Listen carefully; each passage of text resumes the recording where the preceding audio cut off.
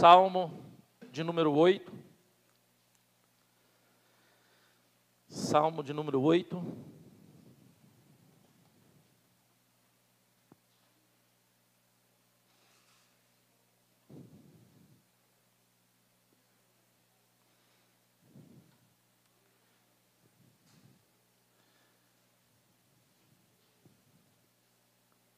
Salmo de número 8.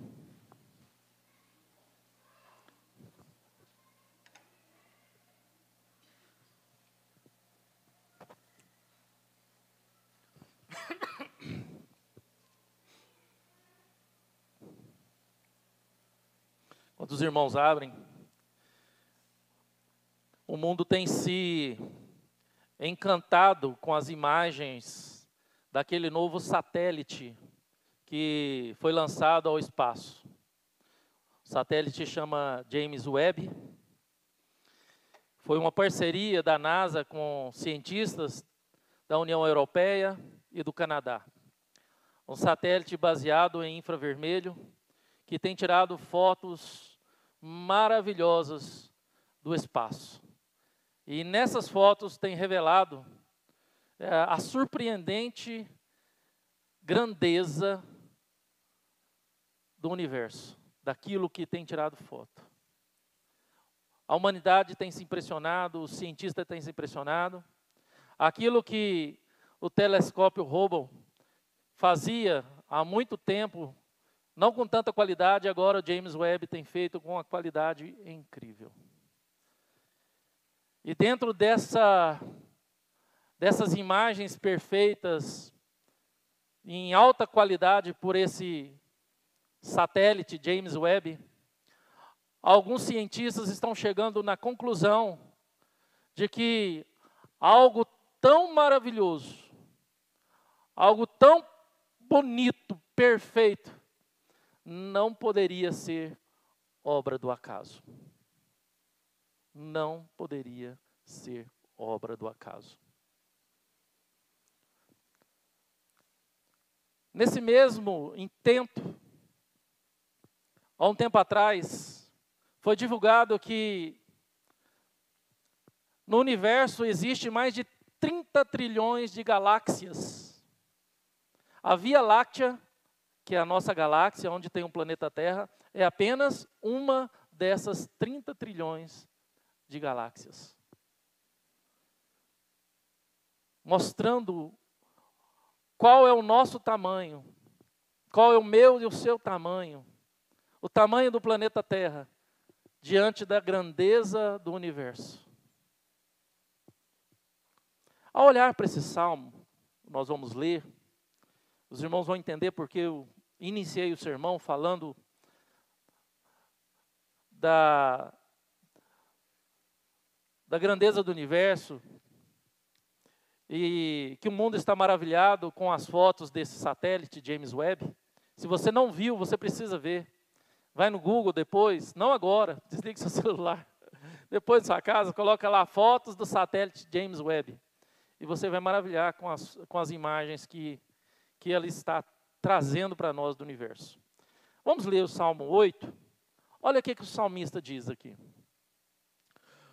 O Senhor, ó Senhor, Senhor nosso, quão magnífico em toda a terra é o teu nome, pois expusestes nos céus a tua majestade. Da boca de pequeninos e crianças de peito, suscitaste força, por causa dos teus adversários, para fazeres emudecer o inimigo e o vingador.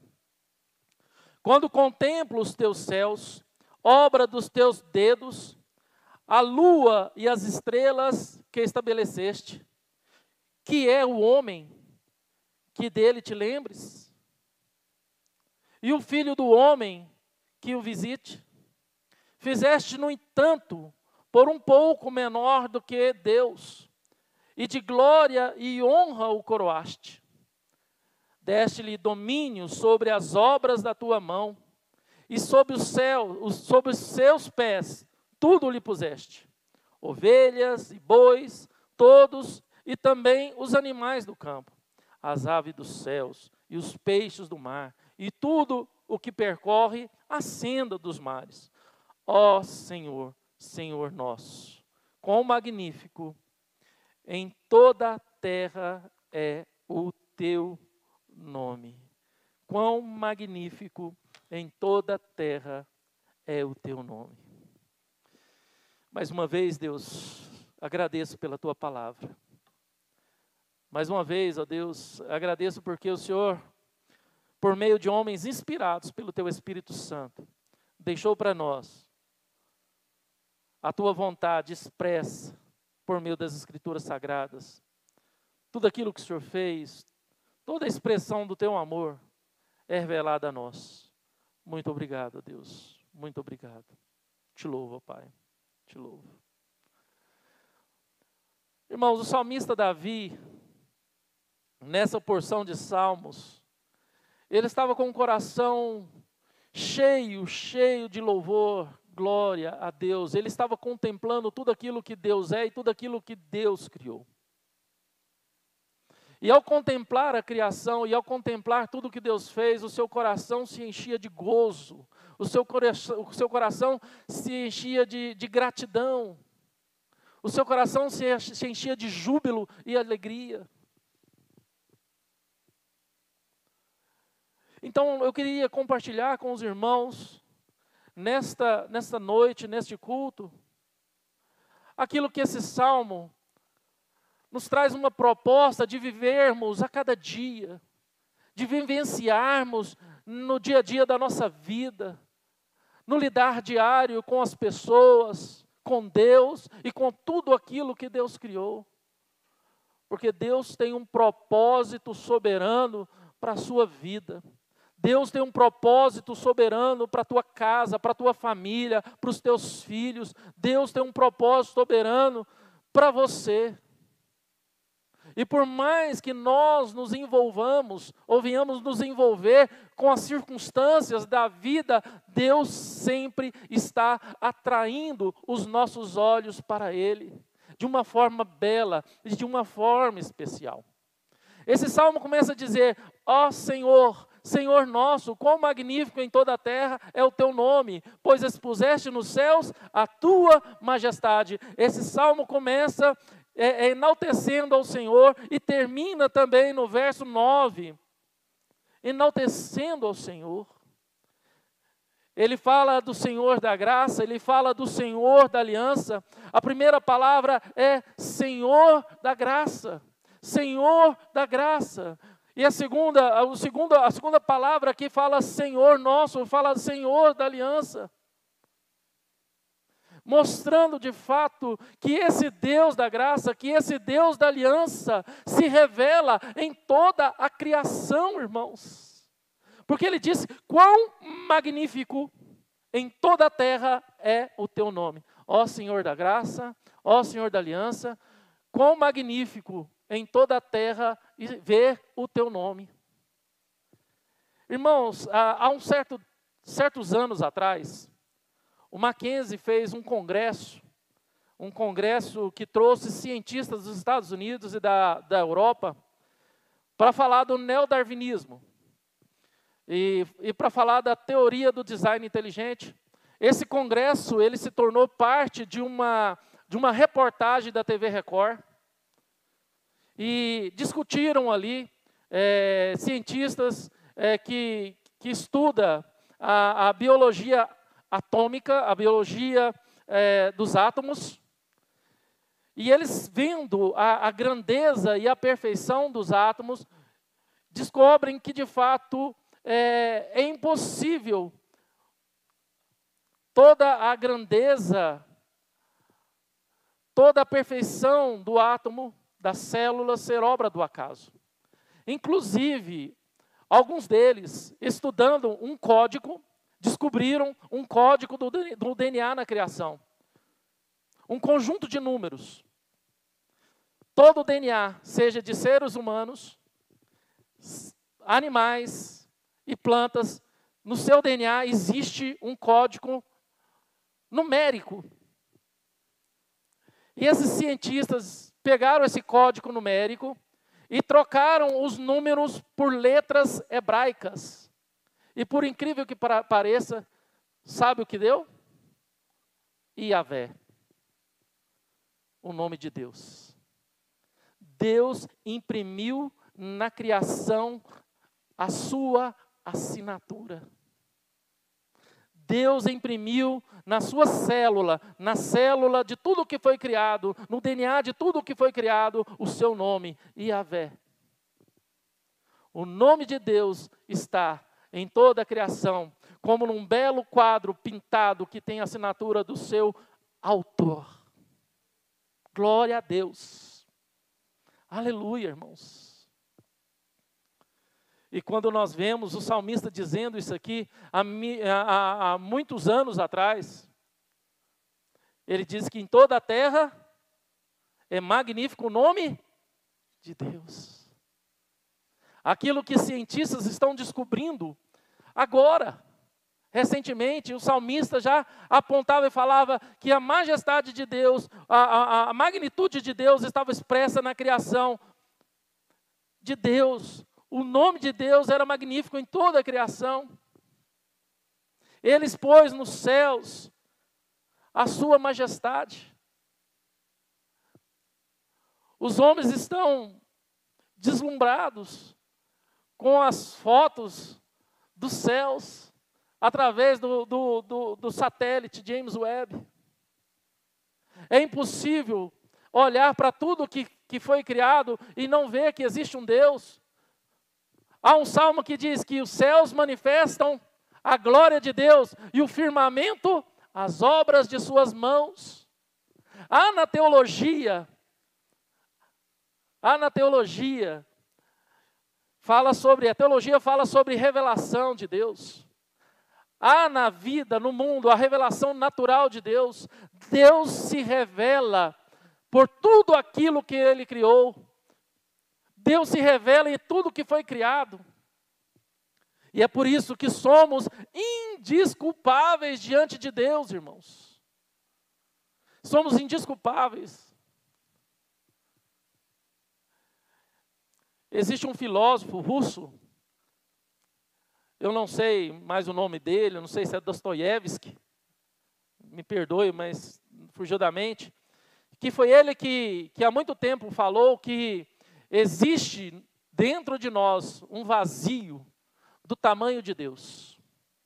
Existe dentro do ser humano um vazio que é perfeitamente o tamanho de Deus. Irmãos, todos nós somos indesculpáveis diante de Deus. Quando nós estudamos antropologia, e eu já falei isso aqui, nenhuma tribo de índio que foi, entre aspas, descoberta, eram tribos de índio ateias ou agnósticas.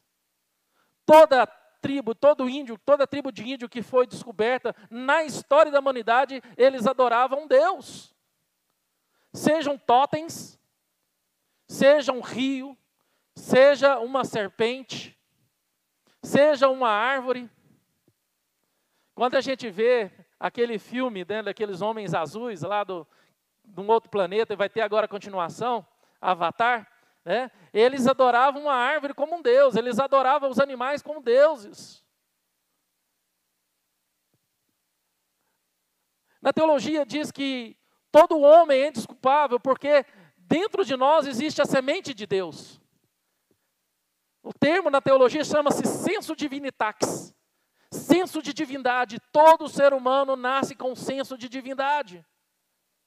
É por isso que toda a tribo de índio que foi descoberta adorava um Deus. Há uma sede de Deus, há um vazio no coração do homem do tamanho de Deus.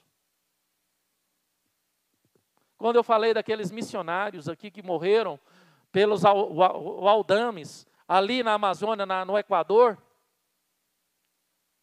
era exatamente pensando nisso, a revelar um Deus verdadeiro, a revelar um Deus real, um Deus que salva para aqueles índios, que aqueles homens foram mortos por aqueles índios. Eu não sei quem assistiu esse filme da semana passada para cá, eu citei o nome do filme, Terra Selvagem.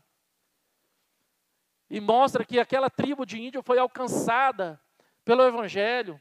E o chefe daquela tribo de índio, daqueles indígenas lá, dos Waodani, eles foram para os Estados Unidos testemunhar a sua fé. E foi exatamente para a igreja daqueles missionários que foram mortos por eles.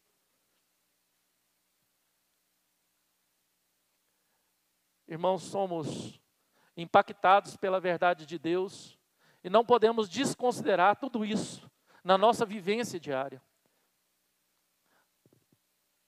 Quando no verso 2 fala que da boca de pequeninos e crianças de peito suscitaste força por causa dos teus adversários para fazeres emudecer o inimigo e o vingador, aqui ele faz um contraste.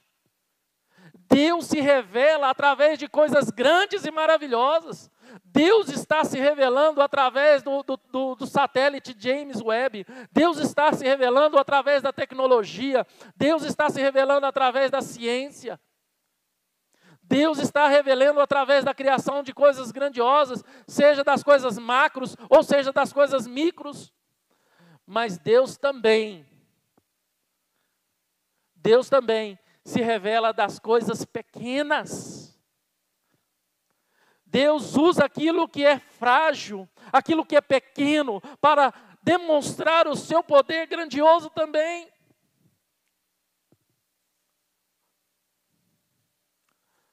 O que é mais frágil do que um bebê de colo?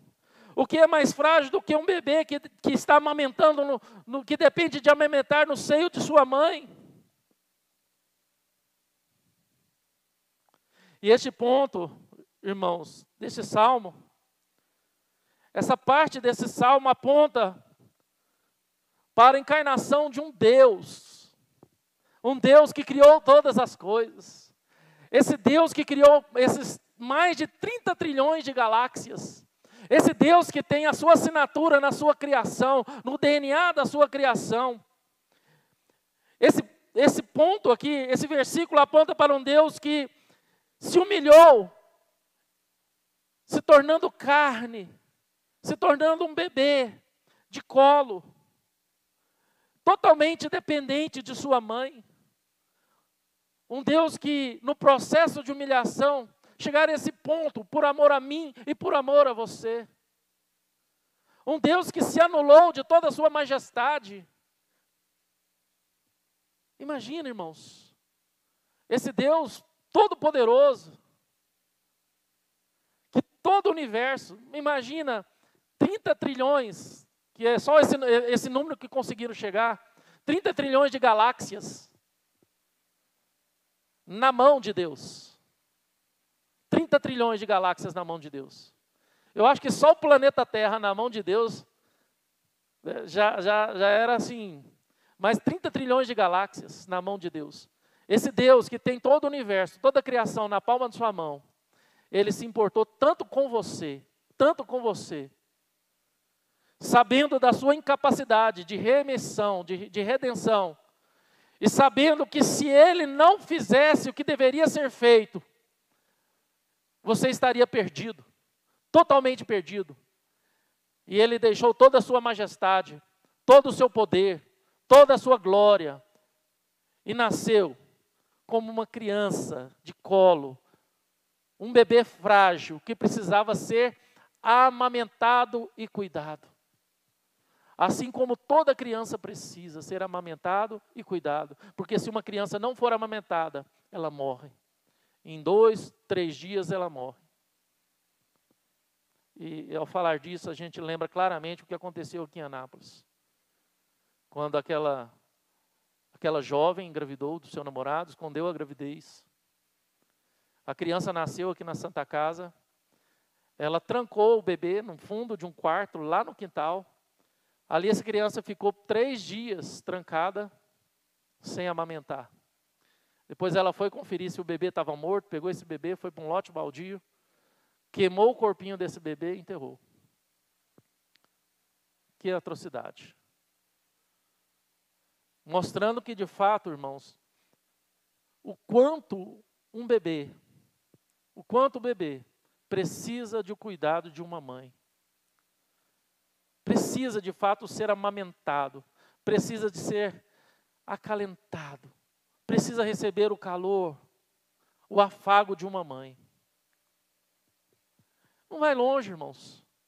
Visita aqui a UTI neonatal da Santa Casa, que é uma das melhores UTIs de bebês aqui da região. Qual que é a filosofia?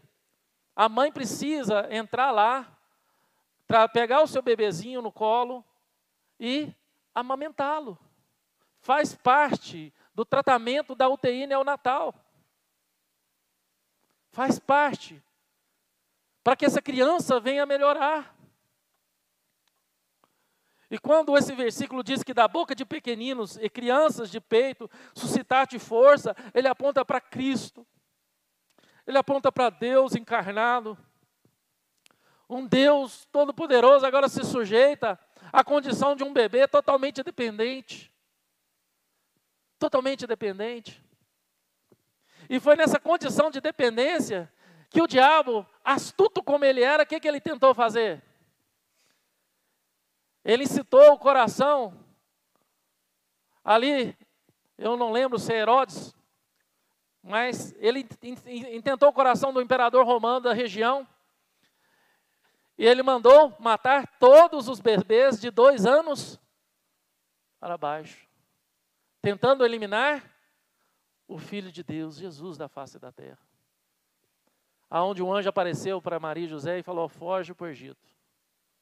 Foge para o Egito. E não conseguiram matar Jesus, quando ele era uma criança indefesa. E Deus, dessa criança indefesa, suscitou toda a força por causa dos adversários, para fazer emudecer o inimigo e o vingador. Deus calou a boca de Satanás. Quando essa criança se tornou um homem e morreu numa cruz, em nosso lugar, ele calou toda a acusação de Satanás contra a sua vida e contra a minha vida. Sabe aquela voz que você escuta? Fala: olha, você não é digno. Você não é digna da salvação. Será que você é salva? Olha para as coisas que você faz. Será que você é salvo? Olha para as coisas que você faz. Olha para as coisas que você pensa. Olha as coisas que estão no seu coração. Olha para a sua cobiça. Olha para o seu desleixo espiritual. Olha para as suas fraquezas.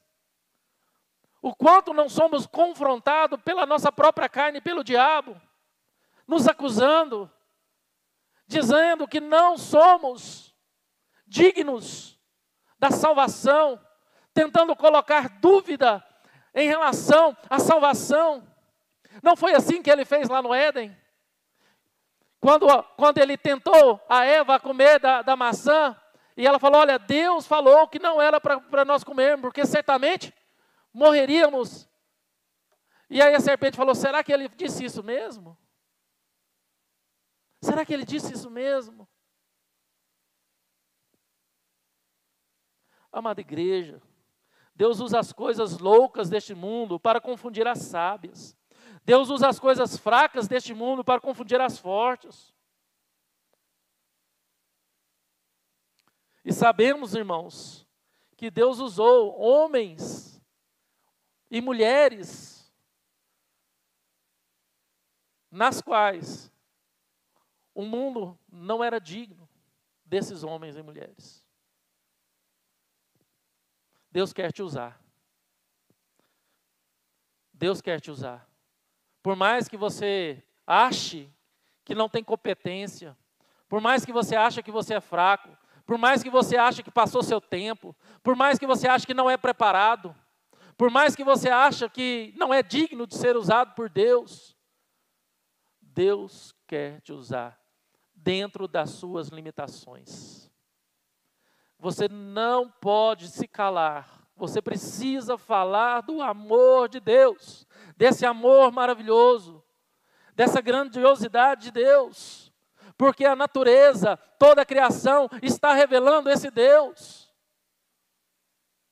Todo homem é indesculpável diante de Deus, por meio da revelação natural, e nós precisamos falar desse amor salvístico, desse amor redentivo, desse amor que transforma, por meio da palavra. Como ouvirão se não há quem pregue?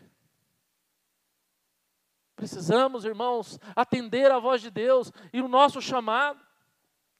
E nessa mesma perspectiva, quando olhamos para o verso 3, quando contemplo os teus céus, obra dos teus dedos, a lua e as estrelas que estabelecestes, até o verso 8, agora ele começa a olhar para a criação, para a revelação natural de Deus, mostrando a grandeza. Aqui Davi descreve Deus como perfeito Criador.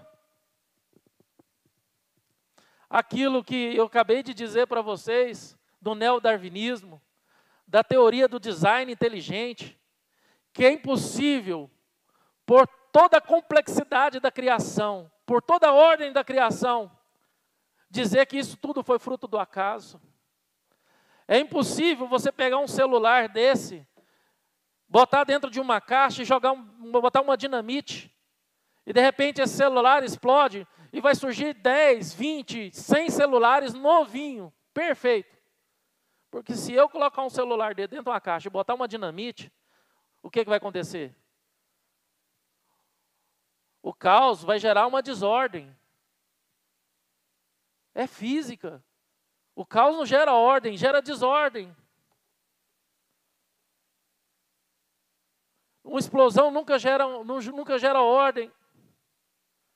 Deus criou todas as coisas perfeitas, pelo seu poder, pela sua glória.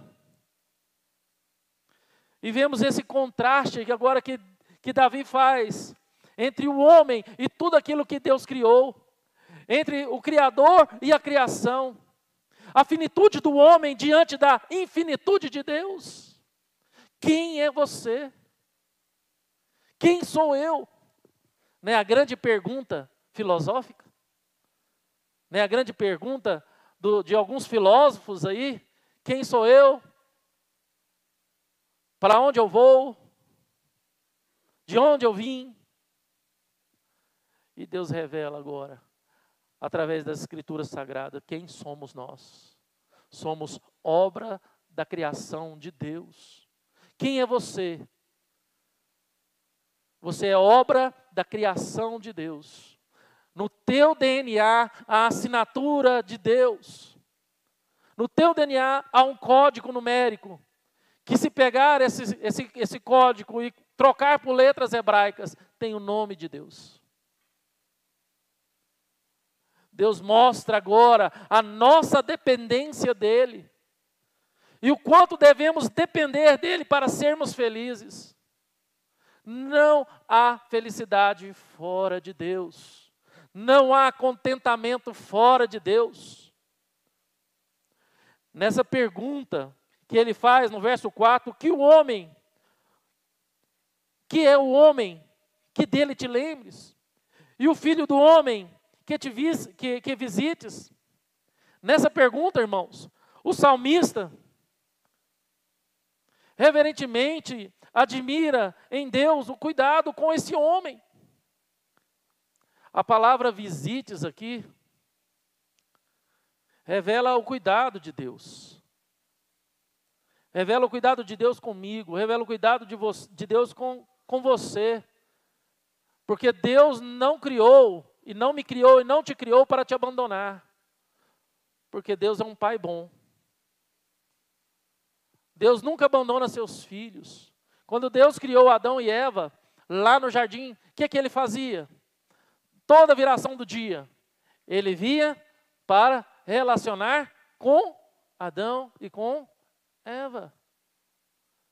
E por mais que o pecado afastou o homem de Deus, Deus criou o pacto da redenção para que ele e o homem tivessem relacionamento. Aquilo que o pecado fez, que foi afastar o homem de Deus, Cristo novamente, por meio do seu sacrifício, uniu. uniu de novo. Tudo aquilo que separávamos da presença, te separava e me separava da presença de Deus em Cristo, foi quebrado. Em Cristo foi desfeito. E a pergunta é, por que um ser tão pequeno tem a atenção de um Deus tão grandioso? E a resposta está dos versos 5 a 8. Porque um ser tão pequeno,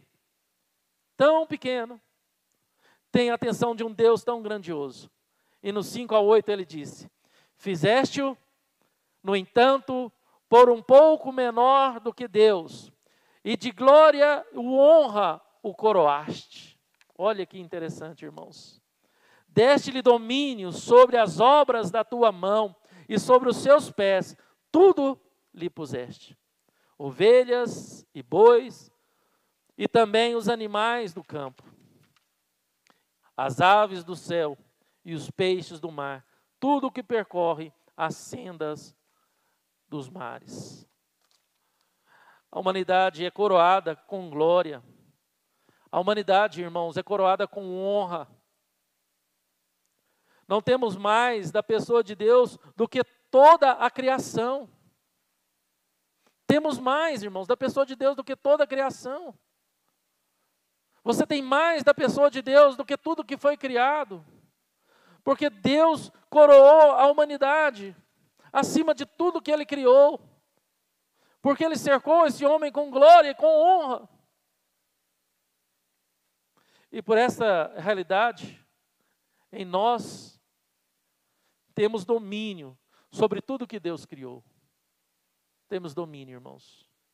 Lembra, antes do pecado? Os animais vinham até Adão para receber seus devidos nomes. Essa do pescoção, eu vou chamar de girafa. Esse da tromba aqui, eu vou chamar de elefante. E aí o homem foi dando nome em todos os animais. Talvez o homem já não domina mais os animais como dominava antes. A não ser por causa da sua depravação, pela violência, pelo abate. Sabemos que depois da queda no Éden, a corrupção mudou a ordem das coisas, irmãos. Entrou a destruição, a degradação da natureza, do meio ambiente. Passamos a ser dominados, porque temos medo. Lembro da ilustração que o Zé deu aqui da pescaria que ele fez, e foi com os companheiros lá para pescar num lago, no meio no Araguaia, e ele entreteu tanto pescando, quando ele viu, todo mundo tinha ido embora e ele ficou sozinho.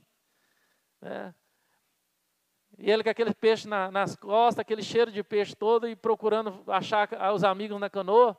Né? Eu não sei, Zé, mas eu acho que se fosse eu ficava morrendo de medo de onça. Morrendo de medo de onça. Né? Então, à noite, né? O quanto nós, irmãos, nos apavoramos diante de certas circunstâncias. Nós somos muito corajosos quando nós temos com que nos defender, não é verdade? Se eu tenho uma metralhadora que dispara não sei quantas mil balas por segundo, não, pode me deixar aqui no meio dessa mata aqui, tranquilo, vou dormir de boa. Ou senão eu vou ficar acordado, né, para dar uns tiros. Mas quando nós não temos nada, aí a gente depende somente da graça de Deus, do cuidado de Deus. Aí você vai ter que viver pela fé. Vai ter que viver pela fé, irmãos. Então, irmãos, não dominamos mais por causa do pecado. O pecado imprimiu em cada um de nós, em mim e em você, o fracasso sobre a criação. Esses dias atrás eu vi um criador de pitbulls. Ele foi atacado pelos seus próprios cães. De repente, ali, aqueles cães dele que ele criava para vender os filhotes, de repente, numa bela noite que ele foi alimentar os cães, aqueles cães o atacaram. Foi mais de 200 pontos, se o vizinho não fosse socorrer ele. Aquela professora de Anápolis, que criava javalis aqui na parte rural de Anápolis, que ao tratar dos javalis, caiu e foi comida pelos javalis. Irmãs, irmãos, os animais não temem mais a gente, como temia, não temos mais domínio sobre a criação. Hoje tudo que o homem faz para dominar é por meio da violência. Se quer domesticar um animal, muitas vezes é por meio da violência, por meio da fome, do estímulo, da falta de estímulo. Não é assim que muitas vezes, muitos pais, hoje eu estava falando de manhã sobre como, muitas vezes, como nós castigamos os nossos filhos. E muitas vezes os pais do passado castigavam seus filhos através do quê? Da violência, do medo, da imposição. Era por meio da agressão física. Hoje eu creio que muitas vezes o que vai causar mais dor em um filho, em ser corrigido, não é mais agressão física, mas é você tirar o celular, o videogame. Viu o que aquele menino, filho de policial, fez? Quando o pai tomou o celular dele, ele matou o irmão, matou a mãe, atirou no pai. Mostrando a dependência tamanha do ser humano pelas coisas criadas. A dependência que muitos têm de aparelhos como esse, de videogames e de televisão, de séries, de Netflix e não sei o quê. Tem gente que assistiu todos os seriados do Netflix, mas não consegue terminar de ler a Bíblia. Não lê um salmo. Eu não sei qual que foi a maior série que teve no Netflix, mas tem série aí que eu fiquei sabendo com quase 500 episódios, e a pessoa já assistiu. Pergunta se leu Lucas. Aonde está o nosso coração, irmãos? Diante dessa grande profundeza, diante dessa grande realidade, diante da magnitude de tudo que Deus criou.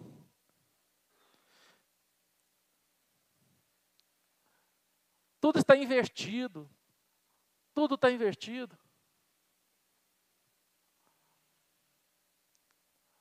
O nosso amor, o nosso desejo, tudo está invertido.